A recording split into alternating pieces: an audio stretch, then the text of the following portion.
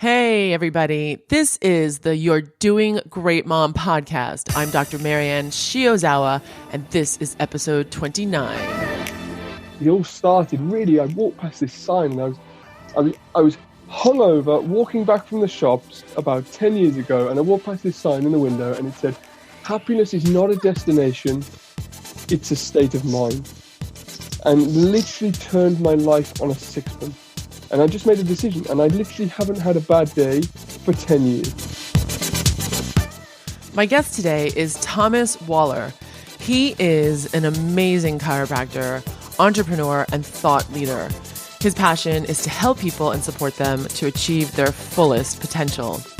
When I asked Tom to speak with me, I knew it'd be really, really fun and interesting because A, I've been wanting so badly to meet him for a while and have a chat with him. B, at the time of recording, he was getting ready to get married, and I was curious what he'd say about becoming a father or not. And C, he's doing so much in his life right now, working on so many awesome things in his career as a chiropractor. Tom has his chiropractic practice, which he opened up recently in Lincoln, UK, and he also spends a lot of time traveling and speaking to chiropractic students and young chiropractors to help and guide them to get on an empowering path. It was awesome to finally meet Tom for this chat, and it was also great to talk to him about two of my most passionate topics, parenting and chiropractic. Before we start, I just have to excuse how many times I clear my throat. I was dealing with a cold at the time, and actually I have a cold now too, but there was a constant itch in the back of my throat while I spoke. So apologies in advance for all the grunts by me. Here is the extraordinary one and only Tom Waller. Enjoy. Great to see you. I know. It's great to see you. Thank you so much for doing this. Absolute pleasure. I love it. Absolute pleasure. It's so great because we've never officially met. I don't think so. No, I don't think so. Yeah, and we just have so many. Yeah. Yeah, we have so many mutual friends. Yeah, it's awesome. I love it. Yeah, it's awesome. Why don't we start with who you are and what was about chiropractic? Like, why did you choose chiropractic? Why did I choose Wow. I think I actually fell into chiropractic. I think I certainly didn't set out with a career in chiropractic. I set out thinking of a career in the military. And did a bit of that for a while. And it was kind of impressed upon me that maybe chiropractic was a career to do. So I just went and did it. Went through college, going through the motions, getting 51%, so I'd passed the exam and coasting through. And then I get to the end of it, have a first year where I'm kind of going through the motions again, getting bored, getting frustrated. And then I started to really find my path, really start to look and delve into that boredom and think, well, why? But also contrast with that was these amazing results and these transformations I'm seeing in practice. And it just didn't marry up at all. So I went on a massive journey of exploration, which led me to pretty much where I am today, which is shouting from the rooftops about what I do and trying to lead and draw other people with me to be able to create what we've created. Yeah, that's awesome. So yeah, I mean, I guess that kind of answers my next question. So you went to ACC, which I understand is not really a very vitalistic school. And so what was it that kept you on the journey or the discovery of vitalistic chiropractic and principled subluxation based chiropractic? That because your energy is so, it's like what you said, you shout it from the rooftops, and your voice is so heard in our profession, especially like in the UK, but even with you going to the States, and I see you're so young, and I see so much in the future for you, and I can just sort of you've got this buzz going around you, Thomas. That's nice to hear. Thank you. Yeah. Oh, for sure.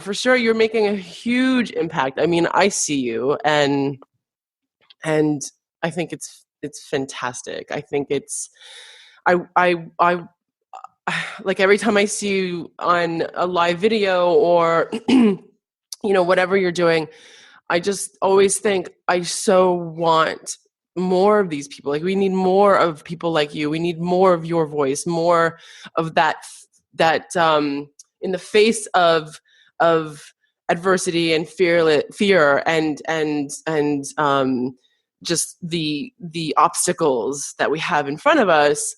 We need that courage, that that you embody, and that it's just, I love it. It's so infectious and magnetic. And I just wish like more people would be like that in our profession. You know what I mean? I think that's so lovely to hear. I appreciate it. I'm so glad it falls on ears that I actually hear it. And I think I see my purpose as being someone who can wake someone up to their full potential. I do that every day with adjusting, the people that I see. But also I believe that the mediums that we can get that out nowadays are so much easier and so much better to do that I find it easy. And it all started really, I walked past this sign and I was hungover walking back from the shops about 10 years ago, and I walked past this sign in the window and it said, "Happiness is not a destination, it's a state of mind." And literally turned my life on a sixpence. And I just made a decision, and I literally haven't had a bad day for 10 years. So every single day I write my morning affirmation, and the first line I write is, "Today's going to be a great day." I fill it full of everything that I want to achieve. And the last line that I write is, "Today is not repeated tomorrow." And Wow. I think if we really grasp the fact that we can turn this day into the day that we want, and even if we don't quite get there, we never get the chance to do it again tomorrow. So why not give it a really good go? And I think that's how I choose to live and breathe and work. So, and I think that was the first turning point for me into going from this educated non-vitalistic chiropractor into a really vitalistic role. And it was the mindset before really anything else, I believe. Yeah, that's awesome. That's really, really, that's incredible to have that moment where you read that quote, and like an innocent, and you were hungover, huh? Yeah, right. I wouldn't advocate that. Yeah, but right. I'd say that what is it when the student is ready, the teacher appears, something like that. Yeah, yeah, But that can be true for not a teacher coming in front of you to teach you, but that can be true in terms of when you're ready to see something, then you act upon it. So yeah, we get these things come to us, and there's so much good that comes in front of us every day. We have our blinkers on. If we just expand them slightly, we're going to change the course of our life, I believe. yeah, definitely, for sure. So, the topic at hand. So, do you want to be a father? Do I want to be a father? Yes, I do. Yeah. Yes, I And do. and have you known this like all the time, No, or for a long time? no, certainly not. No, I think I've turned in the last couple of years, to be honest. I think I I went through phases of thinking, yes, I really want to do that. And then actually, no, you know what? I just want to live a life where I can do what I want to do whenever I want to do it. And then I suppose I get to, start seeing friends having kids and ones with kids who are growing up, and just think, actually, that'd be a really nice place to be. I'm Mm. fortunate enough to have a great father, a really great father. And I think that's something I'd like to be able to have a go at doing. And what is your fiance's name again? Sarah. Sarah, that's right. Is well, I would think, but I'll let you answer. Is she an inspiration in that part as well? Definitely, definitely. I think I think we're both moving towards the point where we will decide.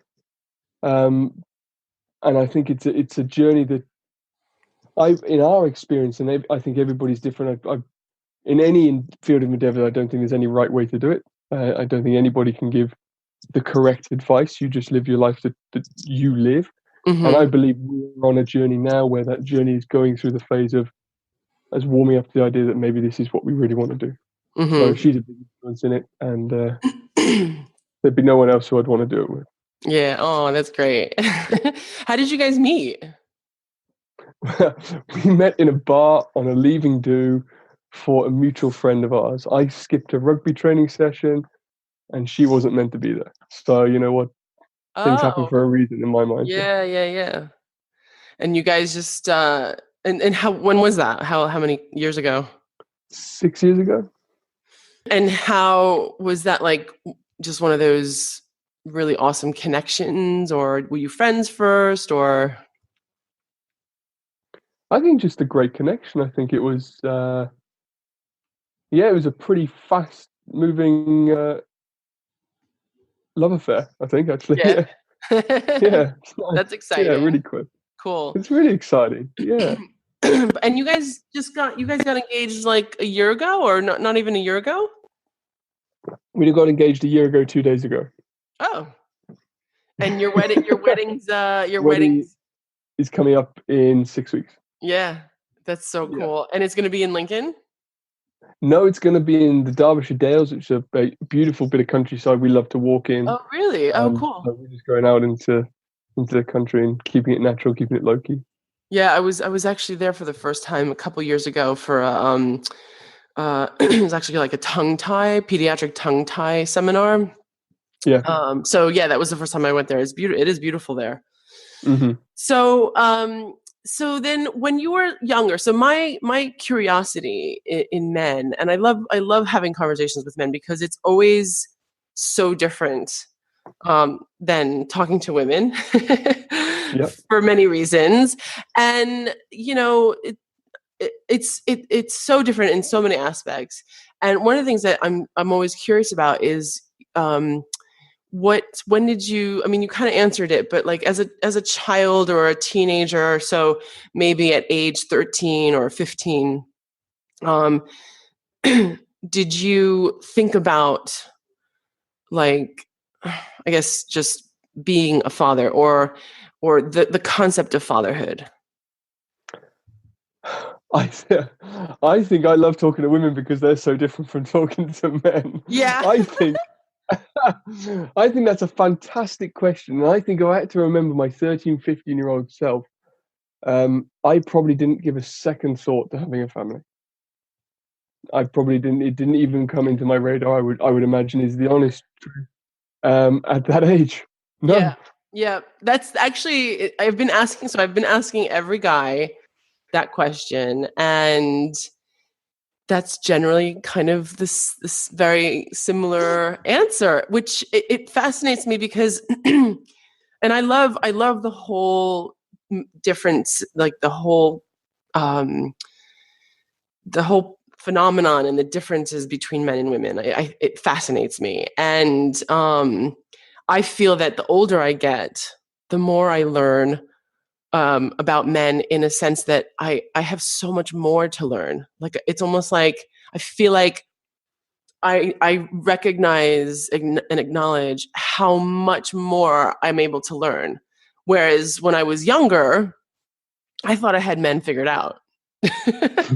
You know, just being like so I don't know, just young and naive and thinking that I was invincible and I knew everything and you know that sort of thing. But like the older I get, the more I'm humbled by the fact that I don't know men the way I thought I did. So so yeah. I think with that kind of question, and I think that kind of thinking is in my junior opinion, my simple opinion is I would say for a generalization, women have this amazing romantic dream of how life is going to turn out. And I think men have that too, but they don't let it come into their influence until they start to get a taste of it. So I think that men will go through life butching around and living for the moment and loving it.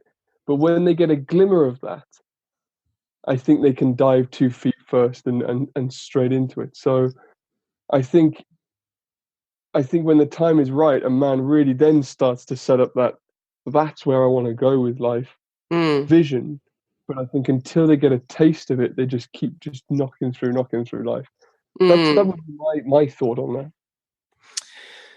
Yeah, that's actually an interesting way to put it. It's almost like I kind of think that it's a little bit similar to, or we can also describe it as, men are more, I don't know, I could be totally wrong. Men live more in the present, I think. Do you know what I mean? Like, you can look at it that way, where they're moving through life and they're doing and it's like the time is now, and there's a lot. I mean, of course, there's a little bit of thought of the future and how their actions are going to affect the near future. But I think that's interesting that what you say about women, in that I think women, you're right. We have this vision. We have this sort of vision of, I don't know. It's part of our biology as well. You know, I mean, if we know we want to have children, we're kind of going against the clock in a sense. So Mm-hmm. we have to have this foreseeable, like this vision of, okay, I'm 30 years old. You know, where am I at? And when do I want to have children? And so there's this, yeah, it's about how we go through life, as opposed to, and the difference with, you know, how a man goes through life, in that, you know, he can be much more present and in the Yeah, moment with his actions and his goals. I think so, and I think a man can be present with one step in the future, in the sense that they're stumbling forwards. And I Mm, think when something comes into their life, be it family that's new and precious, or family that is old and unwell, then they slow down and step on that back foot and stay focused on the present, and can be very grounded and understanding of really the influence of what's happening around them. But I think it ties into what I said just previously, that they do. I would say, in my personal experience, I would say that I was fumbling forwards until I sort of hit that age where I thought, what am I achieving in my life? And I think coming under that umbrella of what am I achieving in my life would be family as well. mm, And that made me slow down and think, actually, each of these days we have is precious. This is similar to what we were talking about before. mm-hmm, So I think there's definitely different ways, and yeah, back to that original question, no years in the future pacing, no chance. mm-hmm. It's kind of like this whole thing where women have the reputation of, you know, when they start dating a guy, they want to talk about the relationship, like in American culture. um I've been told that dating in America is a little bit different than dating in the UK. Like in the UK, as soon as you start dating a person, it's kind of understood or just known that you're exclusive. Whereas in America, when you start dating somebody, you're not exclusive until it's stated. And so in America, I'd be slapped. and and in America, at least in New York City, it's a war zone. The dating scene is like a war zone. It's pretty brutal, and you assume, or you know, that you're not exclusive until it's declared. Like, we're exclusive, we're monogamous, we're together, you're my partner, you're my boyfriend, you're my girlfriend, that sort of thing. And there's always this, women have this reputation that men are so afraid of, because women say, we're always known to bring up the relationship conversation. So where are we at with this conversation, or with this relationship? Where are we going? Are we serious? Are we exclusive? And men are always afraid of that that inevitable Yeah, conversation. And it's like, we typically, the question behind the question that the woman wants to ask is, so when are we getting married? Because she's thinking about her future. yeah, yeah. And she's thinking about, because once she knows, what her definite future will be, she can start planning. Yeah. She can start planning where she's going to live. She's going to start planning when she can, if she wants children, when she can have children, and then it's just boom, boom, boom, boom. Wow. That's very different from here, but that's an amazing way of extrapolating out that question. And I suppose it's why men fear it, because deep down they probably believe that that's why they're asking that question. Yeah. Yeah. Innately, they know that. Yeah. Yeah. Wow. Yeah. And the funny thing is that I think that young women who are inexperienced with men, what I've learned and what I've understood about men is that men, and it goes back to what you were saying, how men, I think that men need to go through a certain process to discover who they are, what their passions are, what they want to do, what their goals are, and how are they going to achieve that. And then when they do achieve that, what's the next project, and the things that they want to focus on and work on. And then it's not until they're ready to make that to be open to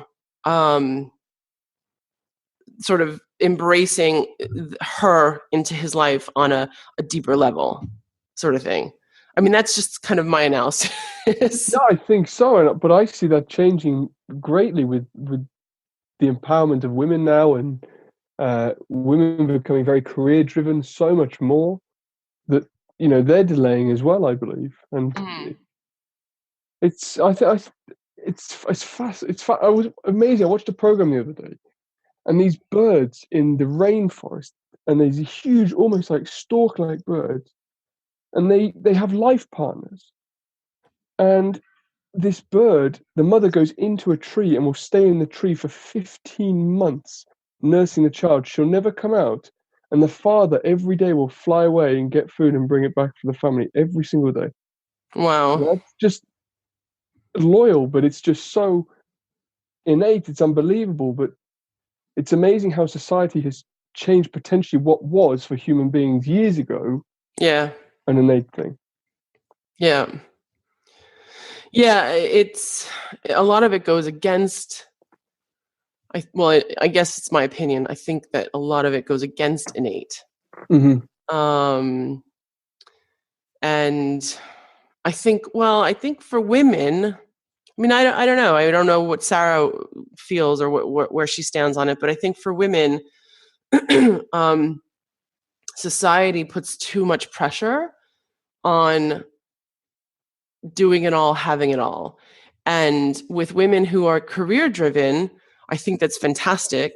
But at the same time, I know a lot of women who, when they have a baby, when they have their first baby, they are very surprised at how much they don't want to go back to work, and they want to spend more time with their child.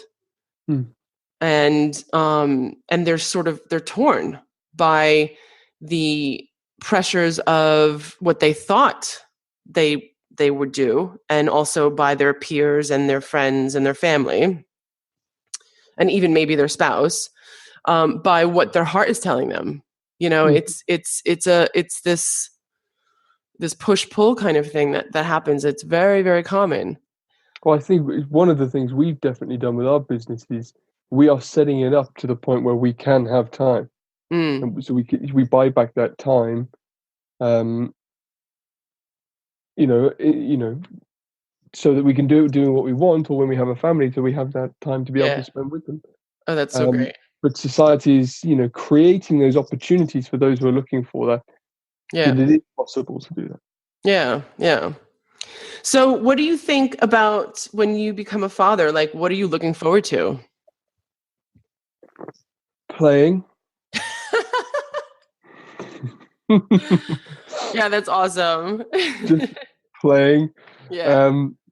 I'm blessed and fortunate enough to take care of a lot of kids, and I just love playing. Like, what does that mean? What does that look like? what does that look like? Just like I think just that connection you can have with someone who can't speak to you, I think is amazing. Yeah. I have a bit of a reputation for being able to stop a baby crying, but I'm sure that might not be the case when I have a kid and I wake up to the reality of it. You are right. You are correct in that. So I'm not, I'm anticipating that, but I just Yeah. think that connection that you can have, even if it's not yours, it's unspoken, and I think that's great. And you work with facial language, with movement, and innocence. I love the innocence that children have, and I think that's beautiful. And I'd like to be able to experience that just playfully, Yeah. That's awesome. You're gonna be an awesome dad. I have a great teacher. That's like who I owe it to. Yeah, that's so cool. I think that, I mean, that probably impacts or influences a young man, when they have a really good role model. Yeah, I think so. I think I'm very fortunate, and I think he learned from maybe not such a good role model, and um, not in the fact that his father didn't love him, but his father was just a very traditional man, and probably Mm, didn't never said that, never expressed that. Um, so my father's done everything to express that and to say that. Um, and having told me the backstory of why he does it, I think it inspires me mm. to be that person. Yeah. So he's taught you a lot of life lessons. Yeah, not sitting down, father to son, but just through day to day play and talk and Yeah. life. Yeah. What's something that he repetitively or repeatedly, consistently teach you, that you would you're proud of, teaching your child or your children? I would say respect. Yeah. I would say respect, and respect for in the traditional sense, for anybody, not just not just the stereotypical your elders and women, but just respect for anybody. I'd Mm-hmm. say probably the proudest thing that I could say I've learned from them. Mm-hmm. And is he? Do they live? Is he from Bristol as well, or? Yeah, so they're down in Bristol. Yeah, Yeah. How far? I don't know the UK very, very well. How far away it's is that? 3.5 hours. Oh wow. Yeah. Yeah, yeah, it's not so bad. It's Yeah. easy. And are they still married, your parents? Yep. Uh-huh. Yep. So, and are you close to both of them, like, equally, or? Yeah, Yeah. I would say so. Yeah. Yeah. What things do you what maybe just one thing. Are there things that you have learned for yourself that your parents or your father um didn't know about or didn't teach you, that you would want to pass on or teach your children? Is there anything? I think chiropractic's given me that. I think Mm, um, the the more sort of holistic approach to life, the stepping out of the matrix and not doing what everybody tells you should do and mm-hmm, society tells you should do. I come from a bit of a not prim and proper for a better word, but from a very traditional family. And I think our way of bringing our children up would be considered not traditional. Um, but I think you still have those foundational premise of respect and values and mm-hmm, family culture. So I think the thing that we would do differently that I never got was that, but that's not because I don't see it as a fault or something that I didn't get. I just see it as something that I've evolved with and learned through the evolution of my life. mm-hmm, mm-hmm. Yeah. um So another thing that I'm curious about, which doesn't really relate to well, it does relate to parenthood, but so when you met Sarah, And this interests me because I know how it was for me from being a woman dating a man. Because when I dated men and I was in a long-term relationship with them, I would always talk to them about my philosophy and my lifestyle and how I view health and wellness, and then also if I had children and blah blah blah. But like um, and because women are we're the ones who carry the child and we give birth and blah blah blah. Like we're making decisions that I think I feel that it's easier to it was for me in my experience, it was easy to tell my the men that I dated, this is how it is for me and this is how it's going to be. And so looking at it the other way around, when you met Sarah, was it easy? I mean, she's going to be your wife, so I'm assuming that she was very open to this sort of thing. But what was it like when you started to tell her about who you are? And I think I actually believe that Sarah, we met when I was actually in the infancy of that transition. I remember the first time the first date we had, she was having a hot chocolate made with milk, and I said that I don't drink milk, and she hasn't had milk since. Oh, really? Yeah, because we instantly got onto the topic of conversation of nutrition, and she was big into her fitness, and so was I. So it was a natural conversation, and I think we've grown and developed together. I've had some strong opinions on how I potentially want my children to be brought up, but I haven't said this is how it's going to happen. We've learned and educated together, and I think we both now sing off the same hymn sheet for those decisions in aspects of health and aspects of education. But we've certainly learned and grown together and had enough time to learn that before we have to apply it to a family, which is a blessing, I believe. Yeah, that's good. That's really great. When do you guys think you're gonna have kids, or you're just gonna let it? You're just gonna let it just sort of happen when it happens. If it was up to me, tomorrow. Oh, that's so cool. Sarah's currently a student studying. So again, with the time factor, we think is she in? She's at chiropractic college. She's at McTimney, so she's studying. She is. Yeah. Oh, that's but I do so tell awesome. her that my mum was studying dentistry when she was pregnant with me, so there's no excuse there, really. Wow. So when did she start? She's been in 2 years now. Yeah. So, and how much further does she have to go? 3 years. Wow. Oh, that's going to be so exciting. It's very exciting. Yeah. Very exciting. Yeah. Does she love it? Yes, she does. Yeah. She loves chiropractic. She loves our center. There's very few people who love studying every day, but she does enjoy it for the most part. Yeah. That's so cool. That's so exciting. So you guys are obviously going to be taking off for the wedding. Yep. And where are you guys going on your honeymoon?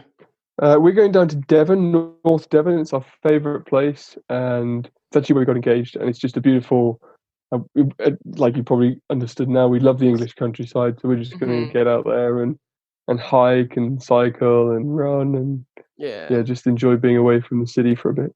That's awesome. So, all right. Well, so do people call you Tom or Thomas? Tom. Tom. Okay. I never know. All the Americans call me Thomas. Oh, really? They call me Tom. Yeah. Thomas. Thomas. The Americans like whenever you. So you actually went all the way out to LA, right? Or you were. I went to San Francisco for a meeting and then flew home. It was ridiculous. Yeah. Wow. It was great though. It was a fantastic opportunity. Beautiful people. Yeah. Yeah, it was amazing. Yeah. What did you go out there for? I mean, you were so meeting? It was an ASRF meeting, the Australian Spinal Research Foundation. Oh, right. Okay. So I went with Paul McCrossin representing pretty much Europe, but we Yeah. invited it, to represent chiropractors from this part of the world. Yeah, that's great. What I love Paul. I met him a year ago actually. I think he's great. What do you see for the future for the profession in the UK? For the profession in the UK, I see a fantastic future. Yeah. I am a perpetual optimist. You will never break me down. But I seriously do see so many enthusiastic um, chiropractors, seasoned or new. I just think they need to find their voice. I just think they need to believe in themselves. I see that as my purpose to awaken that in people as much as I can. But Mm, I believe that there is a huge cry for what we do, and I think there's huge potential in the people who have the power to actually do that. So mm. I see an amazing future. And yeah, I do too. And it now is such a crucial time. I feel like there's a shift happening. Not just in chiropractic, but in consciousness, in people. You know, the podcast you're doing with motherhood. The Mm, opinions of mothers are changing. The opinions of families are changing. mm, Um, so I see chiropractors can be there to guide and coach and lead people through mm-hmm, an optimized life. mm-hmm. What do you think about where do you think that we need to focus on in terms of the schools and um, just just shifting the mindset of the profession, like because I just know that WIOC is. Can you hear me? Okay, because Yeah, I it's can hear you fine. Yeah. it's buzzing over here. Um, the schools like WIOC and ACC. Um, from what I've heard from a lot of the chiros here, it's just it seems like it's just so they're just so stuck in a certain way of teaching. Mm. And it's hard to I would love to me and Danny Knowles, he wants to come over here and start to talk and go to the schools to teach network spinal analysis more. And he wants to focus on the schools and the students, because that's where I think the students can be influenced and they're hungry for this. They're hungry for vitalistic chiropractic. Yeah. But they're in such an environment of constant, repetitive, daily of sort of pounding in that subluxation is like a non thing, and it's just everything's mechanistic, it's clinical, blah blah blah. So what do you think needs to be? Where do we need to focus on? I think the first thing we need to focus on is getting more people to study chiropractic. I think that's Mm, the biggest thing that we need to do. We need to inspire from within our communities people to go and either retrain or from school go and pursue a career in chiropractic. Inspire them to a level where they've seen what you do and they'd like to do similar to what you do. So mm, they'll enter these colleges with the right premise. Then I think we just need to be there to support as much as we can. Um, and there are some ideas to go down and do some very bold stuff because, for instance, I'm not allowed to go and speak on these campuses, and it's just, it's obscene, it's ridiculous. So I would say that the only way I can see a future is to stop belittling and berating the students for their opinions because um, they've not made their own yet.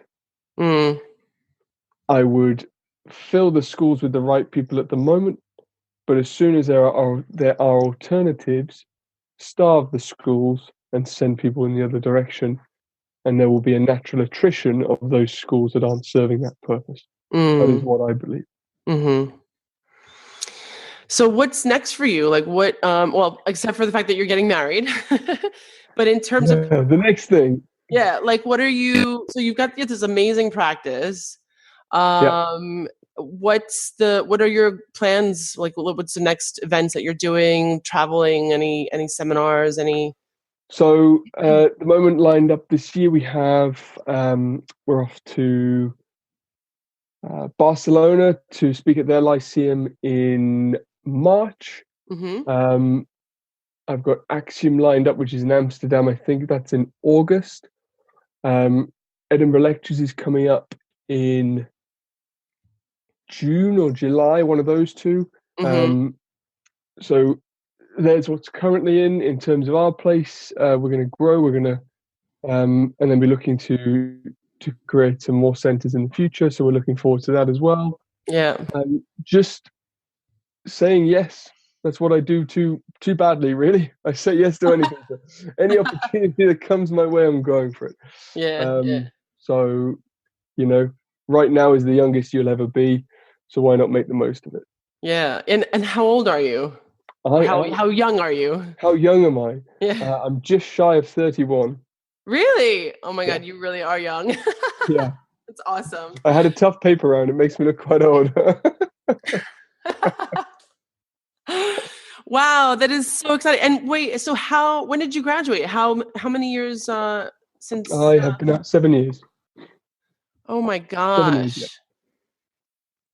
You are a force. Seriously. This is so awesome. I can't wait to see what you're up to and where you go. I think it's fantastic, and this profession and this people need more of you. So keep saying yes. I appreciate that, and I appreciate really what you're doing, because I think it's fantastic, and I hope it makes a huge difference to a lot of people's lives. I think it's brilliant. Thank you. Yeah, and this was great, and very excited for it. Yes. Thank you so much. So yeah, thank you so much. This was really great, and I hope to meet you sometime soon at one of the seminars. And well, you will. I mean, we were going to bring Danny over here and do his thing with us, but that's my honeymoon week when you've got the network course with Danny, so I'm going to miss it. But it's a small world. I'm sure I'll be down. I'll come down and see you anyway. We'll come down to London at some point, maybe. Yeah, cool. That's awesome. Yeah. And we'll just stay connected on Facebook and wherever we see each other. Yeah, absolutely. Yeah. Thank you so much, Tom. My pleasure. Be blessed. Have a wonderful weekend. Yeah, you too. Thank you. It's such a pleasure talking to you. Thank you. You can connect and reach out to Tom by going to his website, epochcenters.co.uk. That's EPOCHCENTRES.co.uk, and you can look him up on Facebook as himself. It's Thomas Waller DC, as well as Epic Lincoln, and on Instagram, Dr.Tom_DC33. All of that will be in the show notes. So I hope you enjoyed this episode. I had a fantastic time. Thank you so much, Thomas Waller. So lately, I've been pulling back from releasing regular weekly podcast episodes, but I'm not entirely stopping, since I love meeting people and publishing my episodes. So just stay tuned for the next one coming up in a couple weeks. And please, if you enjoyed this video, hit the subscribe button and write me a 2-sentence review, please. It would mean so much to me, and it also really inspires me to keep going. Your support is so energizing. I'm Dr. Marianne Shiozawa, and I will see you next time. Bye.